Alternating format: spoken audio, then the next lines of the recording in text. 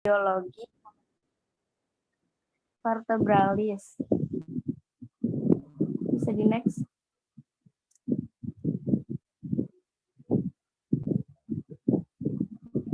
Ya, di sini yang beranggotakan Fairuza Diba, Mila Amalia, dan saya Rahma Widayanti.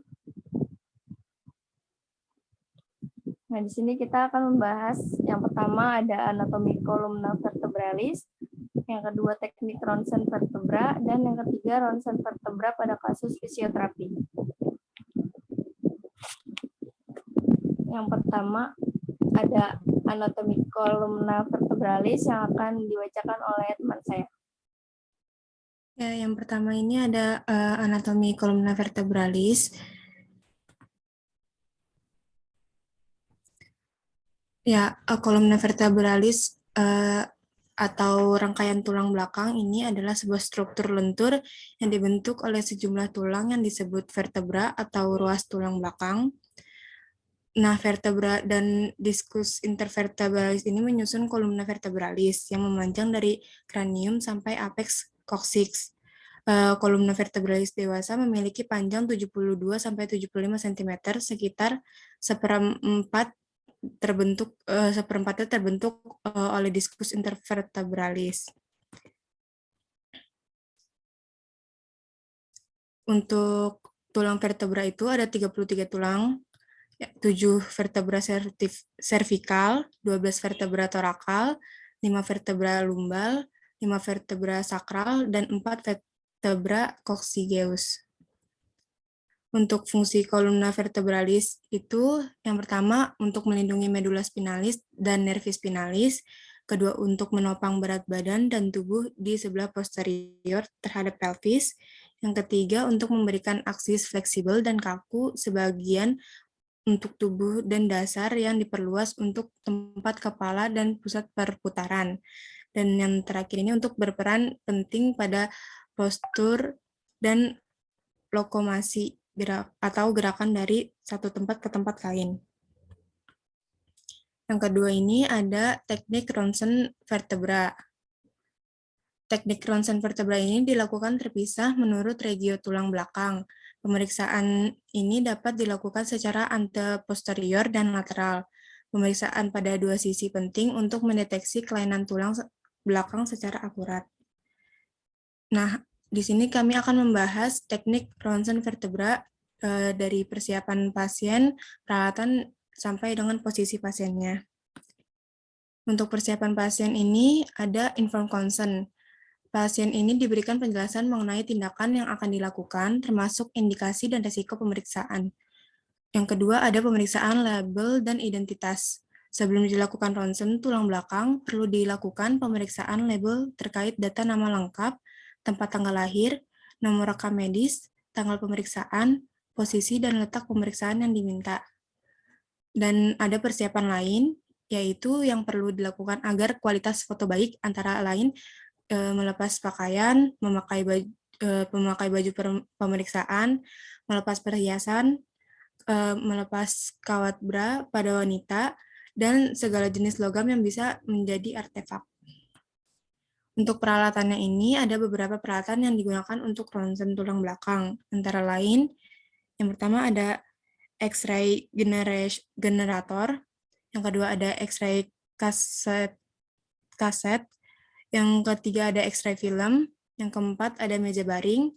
Meja baring ini untuk pemeriksaan posisi terlentang. Dan yang terakhir ada mesin X-ray portable yang bisa dapat dibawa ke tempat tidur pasien dan ruang gawat darurat. Selanjutnya ada posisi pasien untuk pengambilan foto ronsen. Yang pertama untuk regio cervical ini posisinya lateral, anteroposterior, anterior, dan posterior oblik. Yang kedua untuk regio torakal itu ada posisi lateral, anterior-posterior, anterior, dan posterior oblik. Untuk regio lumbal ini ada posisi lateral, anterior-posterior atau posterior anterior, anterior atau posterior oblik. Selanjutnya untuk regio sacralis ini ada posisi lateral, anterior posterior sacrum, dan coccyx. Nah, selanjutnya ini ada teknik ronsen servikal. Untuk melihat dens aksis ini, densnya ini tonjolan seperti gigi yang menonjol dari permukaan superior badan aksis berjalan ke atas untuk bersendi dengan tulang atlas. Lalu untuk aksisnya itu vertebra cervicalis kedua yang berartikulasi dengan atlas di atas dan dengan vertebra cervicalis ketiga di bawah. Lalu selanjutnya ini ada posisi anteroposterior open mouth cervical. Jadi untuk melihat dens aksis juga, ini dilakukan pada posisi yang sama dengan posisi anteroposterior cervicalis. Bedanya ini pada saat paparan, pasien diminta untuk membuka mulut selebar mungkin dengan hanya membuka rahang bawah tanpa mengubah kepala, sambil mengucapkan agar lidah tetap di dasar mulut. Tujuan proyeksi ini yaitu untuk memvisualisasi struktur C1 dan C2, odontoid proses korpus tulang belakang C2, lateral mass C1, dan sendi atlantoaksial C1 sampai C2. Ya, selanjutnya akan dilanjutkan oleh teman saya.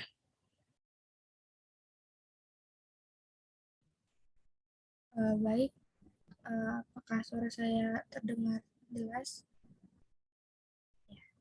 Selanjutnya yaitu posisi anteroposterior atau posisi AP cervical, di mana dilakukan pada posisi supinasi dengan kepala lurus ke depan dan tangan di samping. Kemudian sinar sentrasi terhadap Y4 atau batas bawah kartilago tiroid dengan sudut 15 derajat hingga 20 derajat sepalet.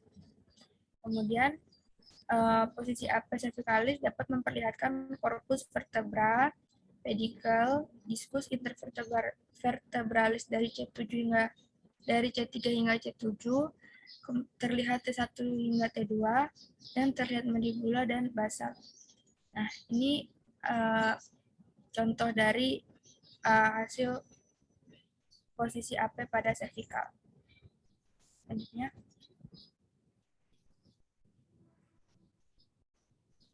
kemudian posisi lateral cervical. Ronsen posisi lateral cervical dapat dilakukan dengan yang pertama, pasien posisi erect lateral, di mana leher pasien fleksi untuk memperlihatkan C1 dan C2, posisi kepala tegak ke depan, dan arah sinar sentrasi pada tulang belakang setinggi dagu. Kemudian posisi yang kedua yaitu posisi recumbent lateral, di mana pasien tidur terlentang, film berada di samping leher, dan sinar sentral horizontal 2-3 cm kaudal. Selanjutnya, selanjutnya yaitu posisi lateral hiperfleksi cervical, di mana pada posisi ini pasien bersikap erect lateral dengan lengan di samping, sentrasi sinar horizontal pada C4, dagu pasien ditekan sampai menempel ke dada. Ronsen pada posisi ini dilakukan untuk studi terhadap fungsi gerak vertebra cervicalis. Hasil foto menunjukkan kurva spinal C1 hingga C7 pada hiperfleksi. Tampak prosesus spinosus terpisah. Lanjut.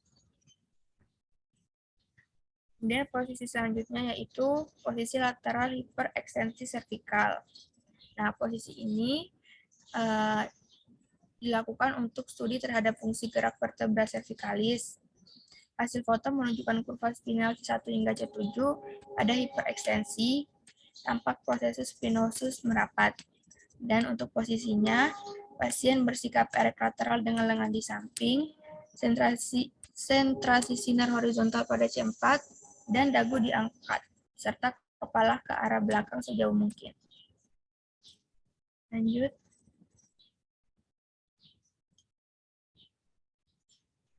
Posisi selanjutnya yaitu posisi anterior dan posterior oblique cervical.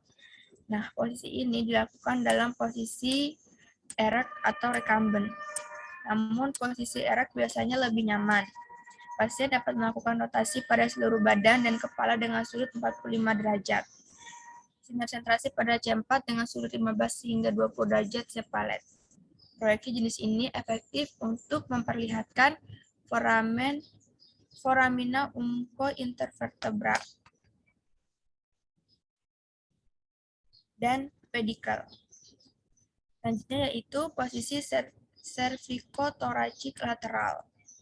Nah, posisi pasien dalam posisi cervicothoracik lateral ini, pasien pronasi dengan lengan kiri ke depan, membentuk sudut 180 derajat dan lengan kanan di samping seperti orang berenang.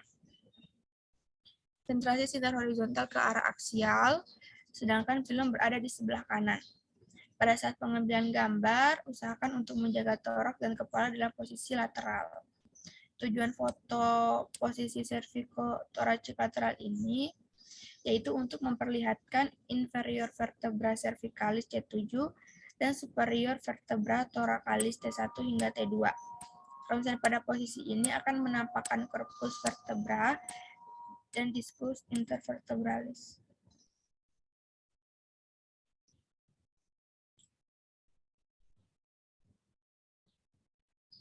Selanjutnya yaitu teknik ronsen torakal.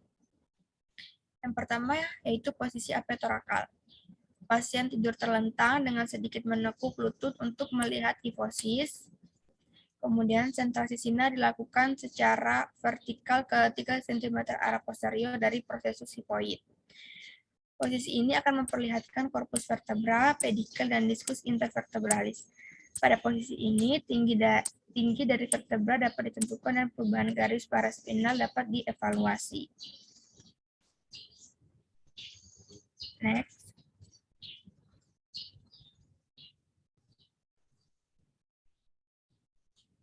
Kemudian posisi lateral torakal. Pasien bisa dalam sikap erek atau supinasi, kemudian sentrasi sinar diarahkan ke T7 atau T6 dengan sudut 10 derajat separat. Hasil ronsen ini menggambarkan badan vertebra, diskus intervertebralis, dan foramina intervertebralis.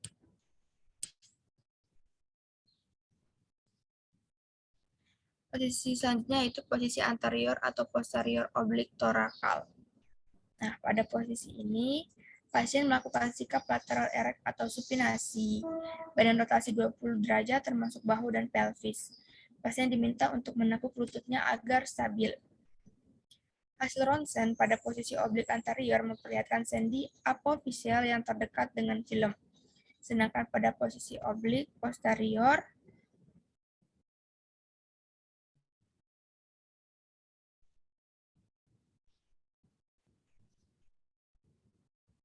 menunjukkan sendi yang jauh dari film.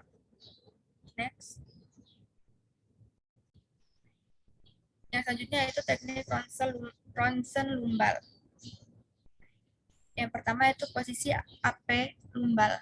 Nah, pada posisi ini pasien terlentang dengan lutut ditekuk seperti gambar, kemudian tangan dilipat di dada. Pasien juga melakukannya dengan posisi tidur terlentang dan kedua lengan diangkat ke samping kepala. Kemudian sentrasi sinar diarahkan pada sentral abdomen setinggi krista iliaka. Hasil ronsen akan memperlihatkan badan lumbalis, kemudian diskus intervertebralis, prosesus spinosus, dan transversus. Kemudian pedicle, sendi sacroiliaca, dan sacrum.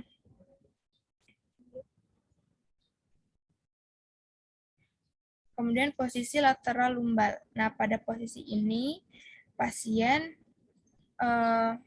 posisi pasien lateral recumbent dan lutut sedikit fleksi. Bila dada pasien terlalu sempit atau pelvis lebar, maka perlu sudut kaudal 5 derajat hingga atau 10 derajat. Sentrasi sinar diarahkan pada krista iliaka. Nah, ronsen pada posisi ini akan menampakkan foramina intervertebralis dari L1 hingga L4, kemudian badan dari vertebra, diskus intervertebralis, prosesus spinosus, L5, dan sacrum. Posisi selanjutnya yaitu posisi anterior atau posterior oblik lumbal. Nah, pada posisi ini, pasien semisupinasi atau semipronasi dengan sudut 45 derajat. Kemudian lutut pasien ditekuk untuk stabilitas. Sentrasi diarahkan pada L3. Pada posisi ini akan tampak sendi apofisial terbuka yang menggambarkan scotidog dengan pedikel sebagai mata, processus transversus sebagai hidung, processus articularis superior sebagai telinga, pars interarticularis sebagai leher, dan processus articularis inferior sebagai kaki.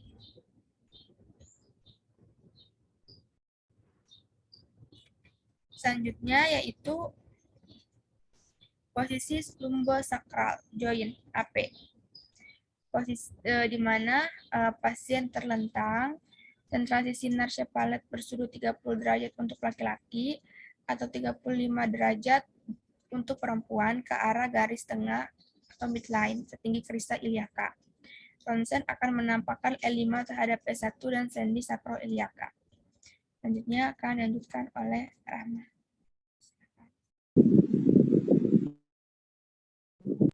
Ya, selanjutnya posisi lumbosakral joint lateral. Posisi ini dilakukan untuk melihat patologi L5 atau S1, misalnya pada spondylosis listesis L4 sampai L5 atau L5 sampai S1. Pasien mengalami posisi lateral recumbent dan sentrasi sinar pada 4 cm inferior krista iliaka. Hasil akan tampak L4 yang terbuka terhadap L5 dan L5 terhadap S1. Selanjutnya.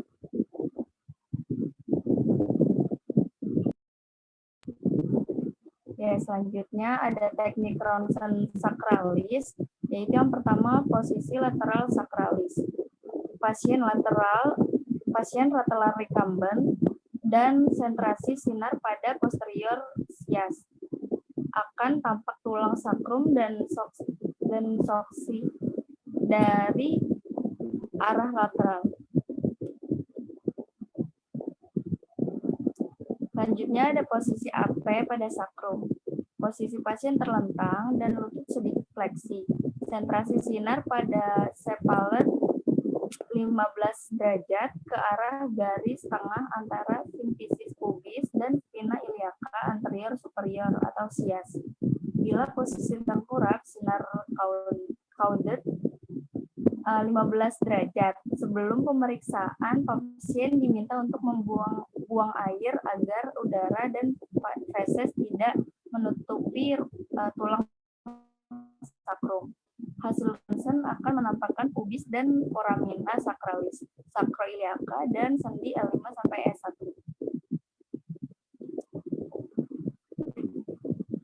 Yang selanjutnya ada posisi AP sosik. Posisi pasien terlentang dengan lutut sedikit fleksi, sentrasi sinal kaudat 10 derajat sampai 15 derajat pada superior simfisis pubis agar soksi tidak berada di atas simfisis pubis. Sebelum diperiksa, pasien diminta untuk membuang air agar udara dan feses tidak menutupi soksis. Proyeksi ini digunakan untuk melihat patologi pada soksis. Selanjutnya yaitu ronsen vertebra pada kasus fisioterapi. Nah, di sini ronsen vertebra pada kasus fisioterapi ada 4, yaitu yang pertama ada hernia nucleus pulposus atau HNP, spondylosis, spondylolistesis, dan skoliosis. Yang pertama HNP, yaitu penyakit yang terjadi ketika bantalan ruas tulang belakang bergeser dan menekan saraf tulang belakang.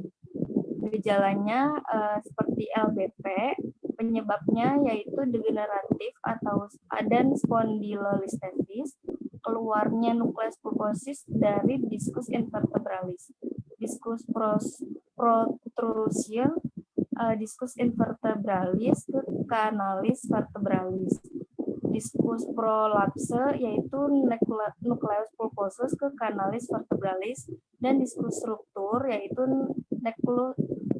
pulposus lepas. Yang kedua ada spondylosis, terjadi secara degeneratif atau penuaan tulang dan ligamen di vertebra. Spondylosis cervix mempengaruhi leher selama penuaan. Spondylosis thorax mempengaruhi bagian tengah vertebra. Sementara spondylosis lumbal mengenai punggung bagian bawah, dan multilevel spondylosis menyerang lebih dari satu bagian tulang belakang. Selanjutnya spondylolistesis, bergeser korpus vertebra. Gejalanya yaitu nyeri punggung bawah yang semakin berat saat beraktivitas dan saat berdiri. Sering membaik dengan berbaring, nyeri ini biasanya menetap. Tipe utama dari spondylolistesis dengan penyebab berbeda yaitu dysplastic spondylolistesis, ischemic spondylolistesis, degeneratif, traumatik, dan patologi spondylolistesis. Di sini ada derajat-derajatnya, yaitu derajat 1 pergeseran dari sampai 25%, derajat 2 antara 26 sampai 50%, derajat 3 antara 51 sampai 75%, derajat 4 antara 76 sampai 100%, derajat 5 atau spondyloptosis, yaitu vertebra telah terlepas dari vertebra sebelahnya. Yang terakhir ada skoliosis, yaitu kelainan tulang belakang di atas 10 derajat pada gambaran X-ray.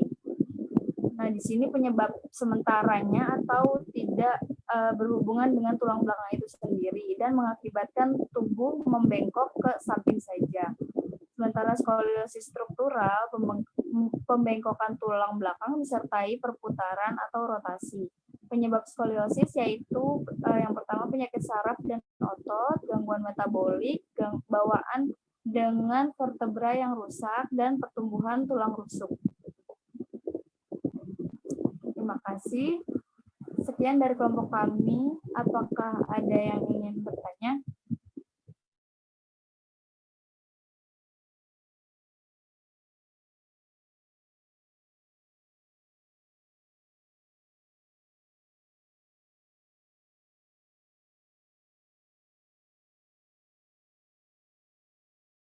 Ayo nanya.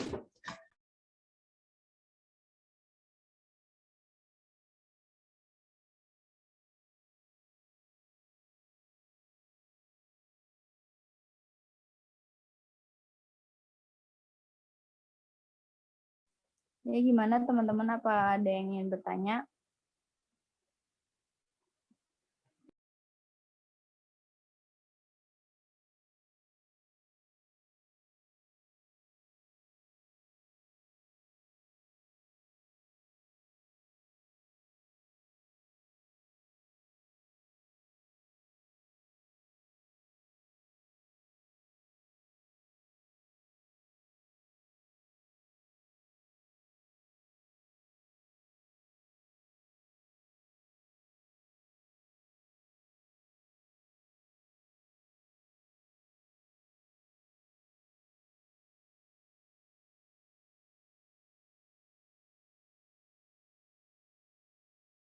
Ya, pada diem bae udah sahur.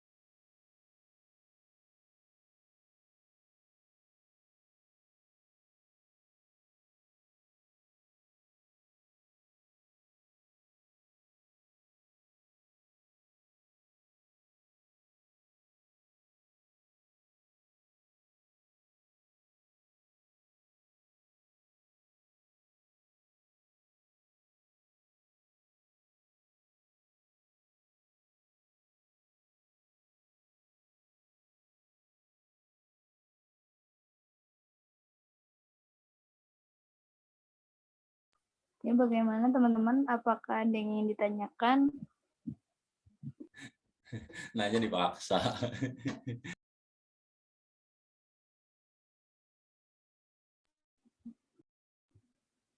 Oke. Kalau nggak ada yang nanya, saya aja yang nanya boleh nggak, Mak?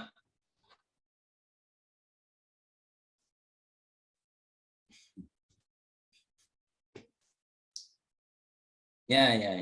Kalau nggak ada yang nanya, ya udah kita lanjutkan materinya karena memang apa namanya, hari ini kebetulan kirain kalian udah libur gitu. Kampus lain udah pada libur, ternyata belum. Ternyata belum.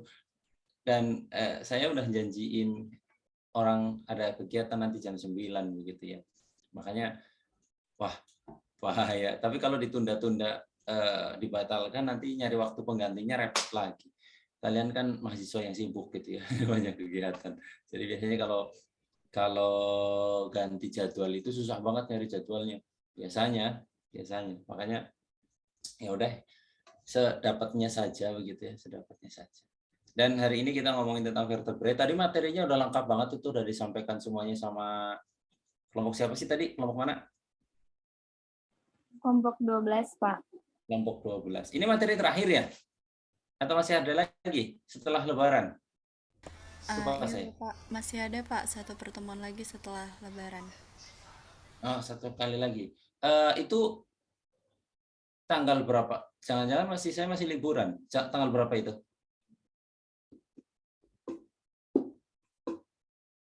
Coba dilihat tanggal berapa. Khawatirnya masih liburan, khawatirnya.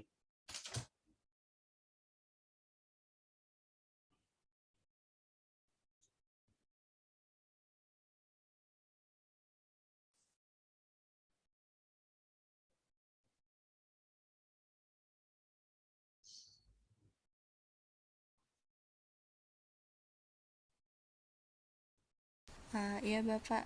Tanggal 13, Pak. 13. Ya, tanggal 13 itu kapan?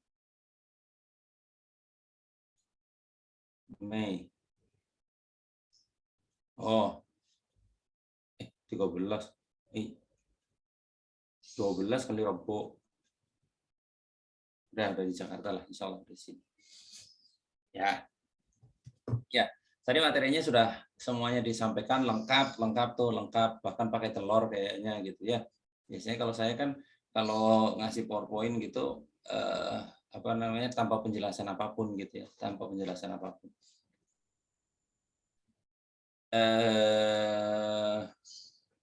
Kadang PowerPoint saya nggak bisa dipakai gitu, nggak bisa dipakai sama orang lain karena ya tadi nggak ada penjelasan, hanya gambar, hanya apa gitu ya, hanya kotak-kotak, kadang begitu. Sehingga kalau ada yang mau pakai PowerPoint harus tahu maksudnya dulu gitu. Kalau saya yang bikin kan ya saya yang bikin gitu ya.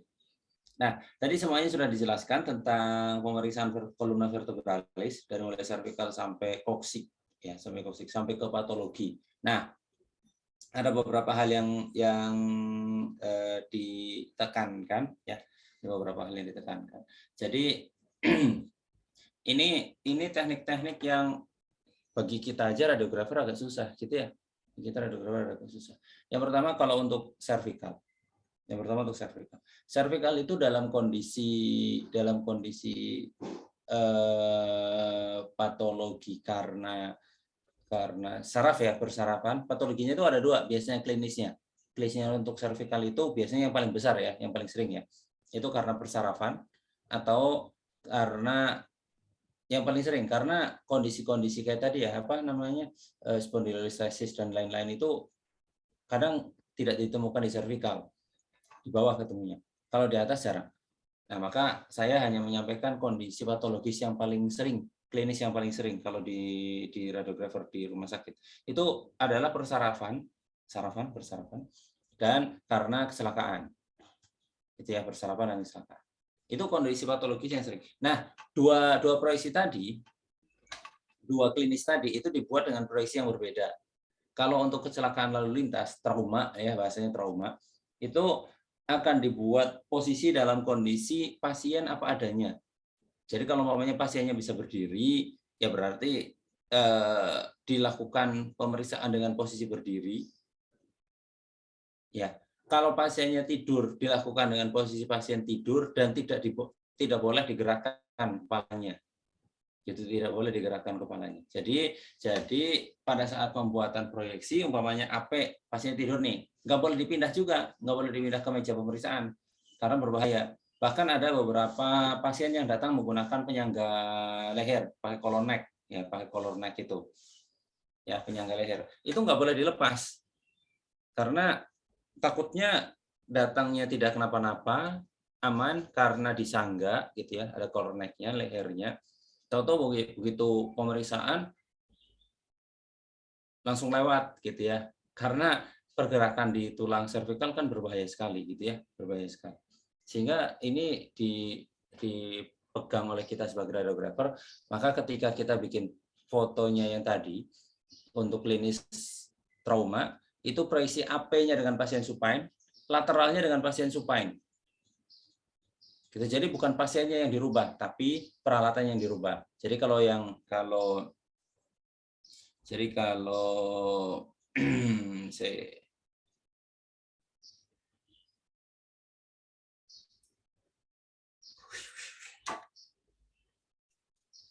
kalau yang AP kan begini ya. Ini pasien.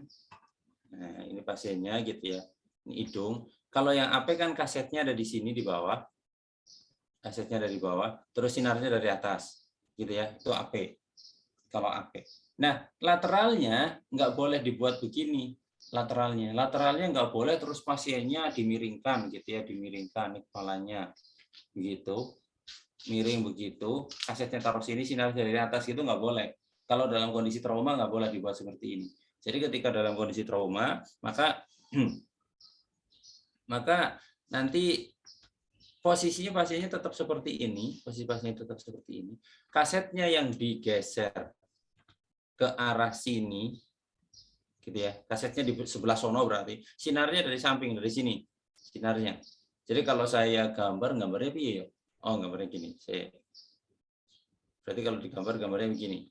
Jadi ini kepala pasien, badannya ke arah sono ke dalam, ini hidung, matanya di situ gitu ya. Nah, mata, hidungnya di situ. Ini kok kebalik sih? Saya salah. Ini pasien tidur terlentang. Ini hidungnya, ini kepalanya, gitu ya. Nah, maka kasetnya taruh sini. Sinarnya horizontal. Gitu, sinarnya horizontal. Jadi tidak boleh dirubah posisi pasien. Itu yang jadi catatan. Ya, bahkan kalau ini termasuk dalam kondisi kecelakaan yang lain, kaki, tangan dan lain-lain. Itu kalau kondisi pasiennya datang dalam diikat-ikat gitu ya, itu kita ronsen nggak boleh dilepas, kecuali sama dokter di IGD udah dilepas.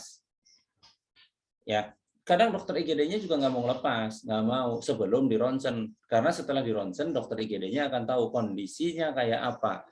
Ya, ketika tahu kondisinya kayak apa, dia akan tahu cara lepasnya. Oh, kalau mau lepas dipegangin sebelah sininya atau ditahan yang ini gitu. Maka dia ketika ngirim ronsen itu apapun yang nempel nggak boleh dilepas, termasuk kadang kayu atau spalek gitu ya, spalek ya. Kadang kan kalau ada tim medis mah di spalek pakai spaleknya tim medis tuh yang ada kayu dibebat pakai diikat pakai kain-kain gitu kan ya. Nah, tapi kan kalau nggak ada kan kondisi darurat biasanya pakai kayu senemunya gitu ya. Kayu senemunya diiketin gitu. Yang penting nggak gerak lagi gitu ya, nggak tambah patah gitu. Karena sering terjadi orang yang awalnya cuman fisur gitu ya, cuman retak, tahu-tahu karena penanganan yang salah jadi patah, jadi fraktur gitu. Sehingga dalam hal ini penanganan pasiennya harus hati-hati sekali gitu. Nah, ini termasuk tidak boleh menggerakkan pasien kalau untuk kondisi kecelakaan. Nah, kalau untuk kondisi patologis yang lain, terutama klinisnya adalah persarafan gitu ya, persarafan. Kalau servikal itu kalau ada apa-apa dengan servikal, biasanya yang paling terasa itu di tangan. Di tangan. Jadi kalau tangan sering kesemutan gitu ya, sering kesemutan. Kayak saya nih, saya kalau lagi nyetir agak lama, berarti kan tangannya agak naik karena disetir ya, di megang setir, terus nunduk begitu nunduk, itu tangan saya kayak kesetrum. tangannya kayak kesetrum, langsung kencang banget kayak kesetrum gitu ya, kayak ada aliran listrik kencang banget, itu berarti ada saraf yang kejepit. Nah, biasanya untuk memastikan sisi saraf mana yang terjepit di cervical keberapa, itu salah satunya digunakan foto ronsen dengan cara proyeksinya. Kalau tadi kan hanya AP lateral ya, kalau tadi AP lateral. Kalau yang ini plus oblik, obliknya kanan dan kiri. Jadi proyeksinya 4, AP lateral, oblik kanan, oblik kiri, gitu 4. Ya, ini paketnya begitu. Jadi kalau di rumah sakit biasanya seperti ini. Dan karena kondisi persarapan biasanya pasiennya diatur duduk, posisinya duduk. Karena kan ini boleh gerak, boleh apa ya kalau persarapan ya. Pasiennya duduk. Kalau berdiri khawatirnya jatuh. Gitu ya, jatuh. Jadi pasiennya duduk, nanti tinggal dimiring gitu ya. AP lateral, oblik kanan. Ini kalau cervical utamanya di situ. Penanganan seriusnya di situ kalau cervical. Torakal hampir nyaman, nggak ada ini ya, nggak ada perlakuan khusus kalau torakal. Jadi AP lateral, oblik kanan dan kiri aman, seperti layaknya vertebra yang lain. Kondisi kecelakaan, kondisi trauma dari mulai cervical sampai koksik, kondisi trauma itu hanya dibuat AP lateral, kondisi trauma. Tapi kondisi-kondisi yang lain, patologi-patologis yang lain, klinis-klinis yang lain biasanya ditambah oblik, atau nanti ada proyeksi-proyeksi yang lain, ya. Nah, bahkan ini rutin ya, ini rutinnya.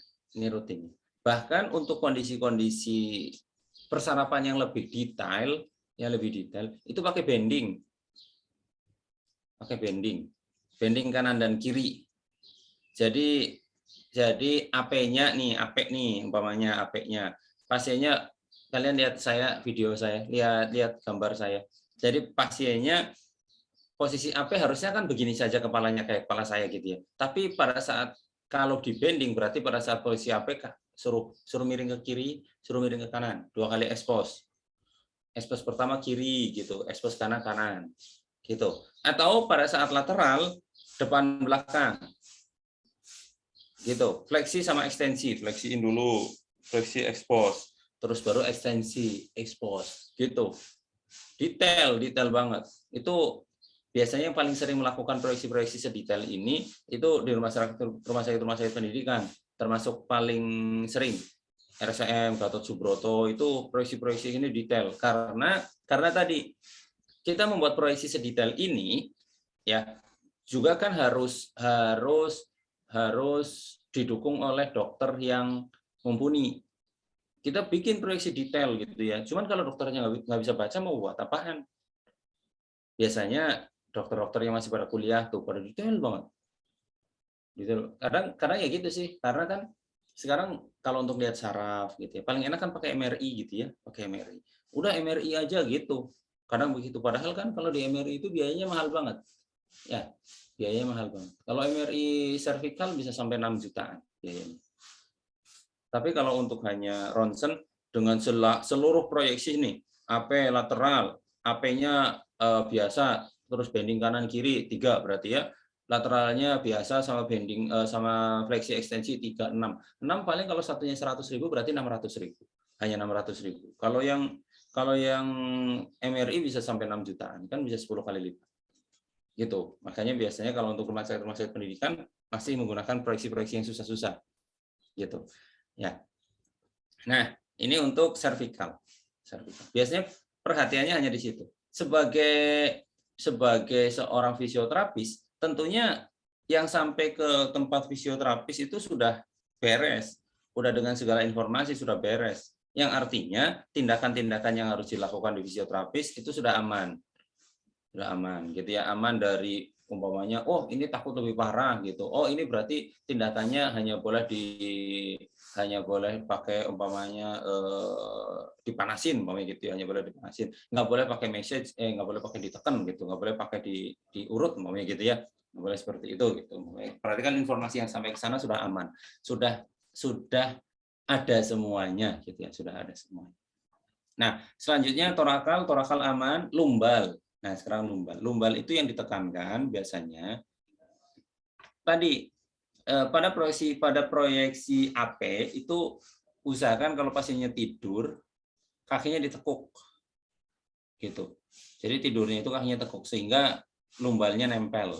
Kalau kakinya lurus, biasanya lumbalnya melengkung begitu. Ini gambarnya jadi kurang bagus di proyeksi AP.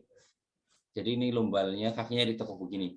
Coba aja kalian kalau tidur telentang gitu ya, kakinya ditekuk begini, lumbalnya nempel. Tapi kalau kakinya lurus, lumbalnya akan melengkung.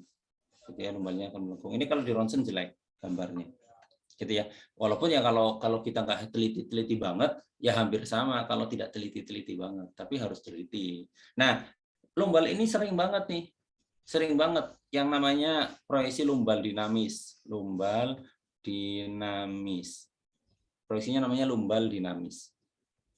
Ya. Lumbal dinamis itu kayak tadi yang saya sampaikan. Pakai bending kanan dan kiri gitu. Ini lumbal paling sering di Gatot Subroto paling sering ini. Oke, jadi AP-nya bending kanan kiri gitu. Seret bending kanan kiri itu AP-nya melengkung. Lateralnya sama, lateralnya fleksi kanan kiri ekstensi sama fleksi sama ekstensi gitu lateralnya. Gitu. Bahkan ada yang sambil berdiri.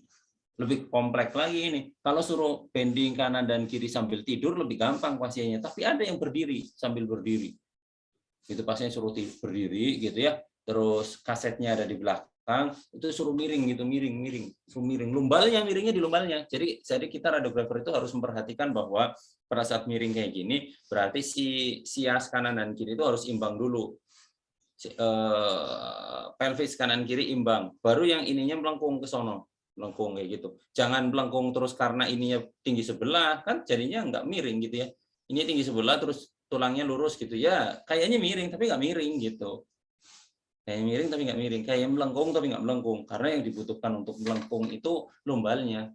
Ya, bukan posisinya, bukan, tapi lumbalnya. Lumbalnya dimelengkungkan. Makanya si siasnya ini harus imbang dulu, siasnya, baru ini dimelengkungkan. Gitu. Ya.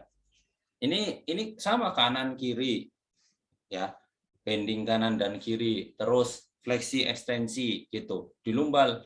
Kalau orangnya tidur gampang, suruh melekuk aja di meja pemeriksaan, tekuk kanan tekuk kiri terus kayak gitu ya. Ini hal-hal yang perlu diperhatikan ya, Yang lainnya aman untuk pemeriksaan vertebrae dari ujung sampai ujung. Terus ada satu penanda di foto lumbal. Ada satu penanda ini yang paling terkenal lah ya, yang paling terkenal di foto lumbal, bahwa proyeksi umumnya kan sama ya, AP lateral oblik. Ya, AP lateral oblik. Proyeksi utamanya ini. Pada saat oblik di lumbal itu ada penanda utama.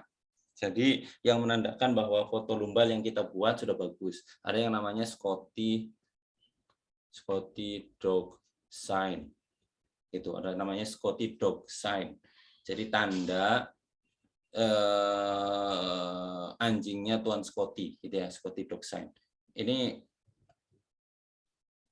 tanda yang paling jelas, yang paling terkenal untuk memperlihatkan bahwa kita membuat foto tulang lumbal proyeksi oblik sudah terlihat, gitu ya, sudah benar. Itu ada yang namanya Scotty dog sign. Scotty dog sign itu ya gambarnya kayak anjing, ada mulutnya begitu, terus begitu, kayak gitulah. Kayak gitu. Nanti kalau kalian lihat di gambar foto lumbal, diamati adakah gambar Scotty dog sign-nya gitu ya. Ini pedikelnya, ini prosesus articularis superior, ini articularis inferior gitu. Ini masing-masing sebenarnya ini adalah gambar yang tersusun dari anatominya si lumbal. Cuman begitu dioblikan, itu kalau dibayang-bayang gitu ya, kalau dibayang-bayangin itu kayak gambar anjing. Gitu, kayak gambar anjing. Nah, namanya Scotty dog sign. Begitu, itu khusus untuk foto lumbal oblik, ya, lumbal oblik. Dan dari semua foto oblik itu yang paling harus diperhatikan, yang mau dilihat itu adalah prosesus intervertebralis, ya, prosesus intervertebralis. Ini yang paling banyak, yang paling mau dilihat kalau fotonya oblik, prosesus intervertebralis. Kok prosesus sih? Foramen intervertebralis. Ya, yang paling mau dilihat adalah foramen intervertebralis. Karena foramen intervertebralis ini terutama daerah servikal ya, penting banget. karena ini keluarnya persarafan. Lubang. Ini dibuat foto apa nggak kelihatan, foto lateral nggak kelihatan, harus foto oblik. Obliknya pun harus menyudut sinarnya 15 derajat kranial. Ya, harus menyudut 15 derajat kranial. Kalau sinarnya dibuat mendatar juga nggak kelihatan. Oblik 45 derajat pasiennya, sinarnya sudutnya 15 derajat kranial. Harus begitu. Kalau nggak begitu nggak kelihatan. Ya, ini untuk siapa namanya tadi, oblik. Kira-kira begitu. Kira-kira begitu Bapak Ibu semuanya. Itu tambahan dari saya karena materi yang disampaikan sama si kelompok yang tadi lengkap semuanya sudah ada gitu ya, tentang pemeriksaan apa namanya, vertebrae lumbalis, vertebrae itu udah lengkap semuanya, maka saya hanya nambah sedikit. Terus di proyeksi ini di torakal dan lumbal itu kita sering menemui kondisi skoliosis, gitu ya, sering menemui kondisi skoliosis. Kondisi skoliosis ini kadang tidak terduga separah apa, sejauh apa sudutnya, gitu ya, karena tidak terduga. Sehingga kadang kalau kalian menemukan foto torakal dan lumbal, terus agak melebar, gitu ya, dimaklumi. Agak melebar, maka harus dimaklumi. Jadi harusnya kan kita kalau membuat foto ronsen, maka luas lapangan penyinarannya ya itu hanya seluas objek yang mau difoto, karena berhubungan dengan dosis radiasi yang akan kena ke pasien dan juga berhubungan dengan kualitas gambarnya. Kalau luas lapangannya semakin luas, maka dosis radiasi yang ke pasien akan semakin meningkat. Dan karena luas, maka hamburannya akan banyak. Ketika hamburannya akan banyak, akan menurunkan kualitas fotonya itu sendiri. Gitu, akan menurunkan kualitas fotonya. Sehingga harus dibuat foto dengan ukuran luas lapangan seukuran objek. Nah, harusnya kan ukuran objeknya lumbal itu kan kecil gitu ya, kecil gitu. Lumbal, torakal gitu ya, tulang belakang itu kecil. Cuman pada kasus skoliosis itu kita nggak bisa nebak sejauh mana sih gitu beloknya gitu. Kalau kita kecilin sebiasa ukuran kita bikin foto torakolumbal, maka akan sangat besar kemungkinan terpotong karena tulang belakang yang berbelok. Sehingga biasanya kalau untuk foto yang ini luas lapangannya dibuat seluas mungkin. Seluas mungkin itu seluruh tubuh. Jadi sampai pinggirnya sisi kanan dan kirinya badan. Itu batasnya segitu sampai. Karena kalau nggak segitu, khawatir terpotong nantinya. Begitu khawatir terpotong. Makanya dibuat kanan kirinya full. Sehingga ternyata, gitu ya, kalau umpamanya ternyata nanti setelah dibikin skoliosisnya nggak separah itu, gitu ya, hanya belok-belok dikit, sehingga luas lapangannya kayaknya mubazir banyak banget kanan kiri, ya dimaklumi. Bukan berarti bukan foto ronsen kan begitu amat gitu, luas-luas amat, nggak kasihan sama pasien gitu. Bukan begitu. Walaupun kalau sekarang kan modelnya pakainya computerized gitu ya, pakainya komputer radiografi, pakainya DR, CR gitu ya, yang gambarnya tadi setelah diekspos nggak langsung nempel ke film, tapi masuk ke komputer sehingga bisa diolah dulu. Sehingga biasanya kalau sekarang malah kadang kita nggak ini apa namanya, banyak teman-teman kita yang di lapangan tidak hati-hati karena penurunan kualitas gambar itu tidak terlalu signifikan, kecil. Penurunan kualitas gambarnya kecil, sehingga untuk kehati-hatian atau bahasanya bukan kehati-hatian ya, kebodohan gitu ya. Atau kemalasan. Karena kemalasan akhirnya tidak diatur luas lapangan penyinarannya karena kemalasan, radiografernya malas. Luasin aja, lebarin aja gitu. Karena apa? Karena nanti setelah mau di-print ke film itu bisa di-crop, bisa dipotong, di-crop, dibenerin dulu, di-print. Jadi seakan-akan ketika di-print itu seakan-akan gambarnya bagus banget, ukurannya pas begitu ya. Padahal itu hasil cropping. Karena memang sekarang udah masuk komputer. Tapi ya pasien tetap kena radiasi banyak. Itu karena radiografernya yang males biasanya kayak gitu. Bukan diatur dari kolimasi awal. Karena memang ketika kita atur kolimasi, ya gambarnya kurang bagus, di tepiannya, di tepian fotoronsennya, pembatasnya itu nggak bagus, nggak tegas gitu loh, nggak kayak dipotong gitu, nggak tegas. Jadi kurang rapi, kanan, kiri, atas, bawahnya itu kurang rapi memang. Jadi banyak yang suka mendingan digedein, nanti di crop. Kalau digedein di crop rapi, gitu rapi. Ya tapi kan dosis kepastiannya naik, gitu ya, begitu kira-kira. Coba barangkali ada yang mau nanya. Nanya.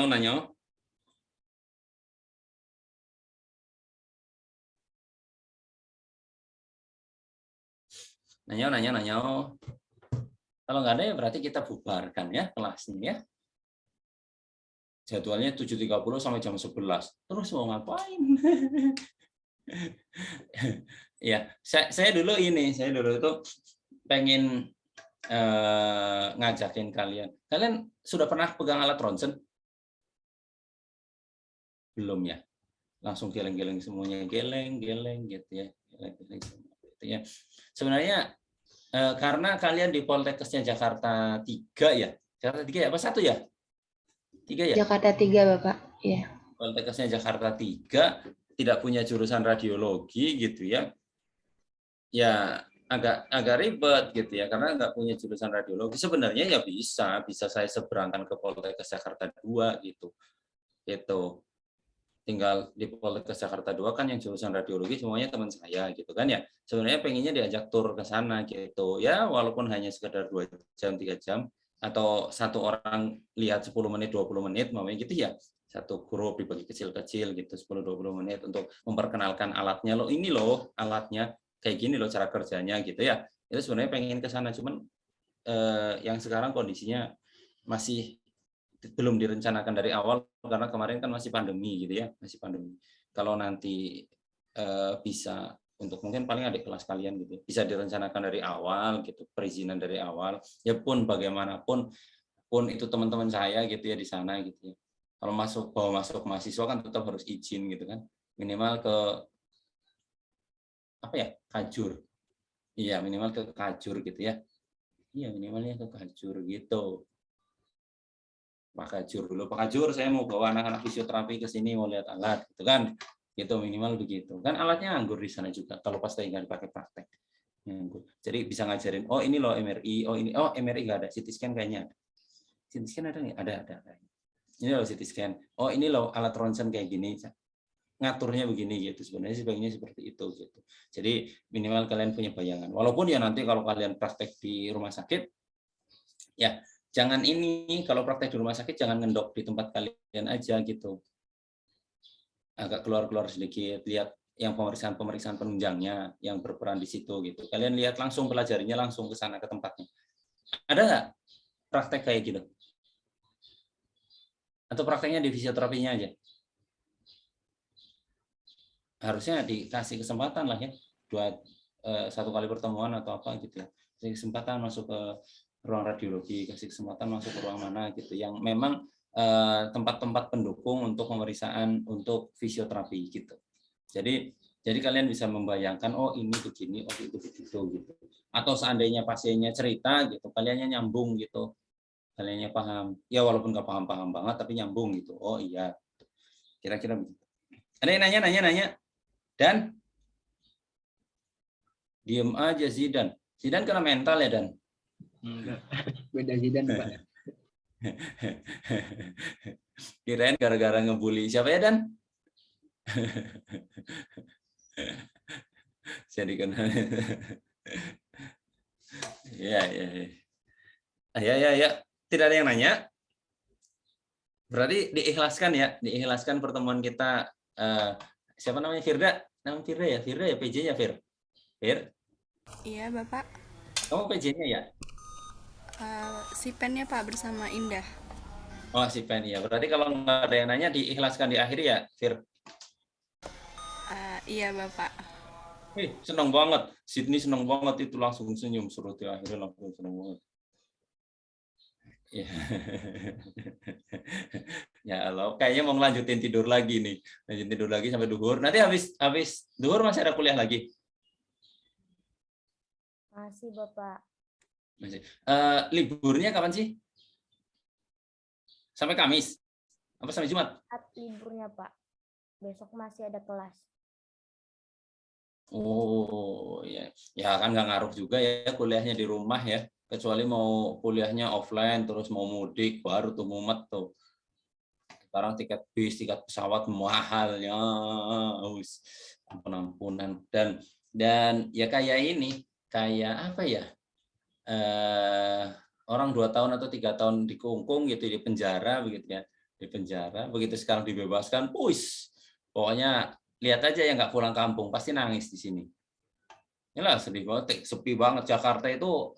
Kalau Lebaran, apalagi Lebaran yang sekarang ya, Lebaran yang kemarin enggak, Lebaran sekarang itu di ini Monas, sono di Sudirman bisa buat main bola, saking tidak ada mobil yang lewat. Lepas Lebaran sepi banget, karena ya tadi semuanya pada mudik, gitu, semuanya pada mudik. Kira-kira begitu berarti kalau tidak ada yang bertanya hari ini saya akhiri pertemuannya dan akhir Ramadan sebelum memasuki Idul Fitri. Atas nama pribadi, mohon maaf lahir dan batin. Barangkali ada kesalahan selama pertemuan, mohon dimaafkan. Kira-kira begitu ya. Saya akhiri semuanya. Terima kasih. Assalamualaikum warahmatullahi wabarakatuh. Waalaikumsalam warahmatullahi wabarakatuh. Terima kasih Bapak. Lahir dan batin juga, Pak. Maaf lahir dan batin, Pak.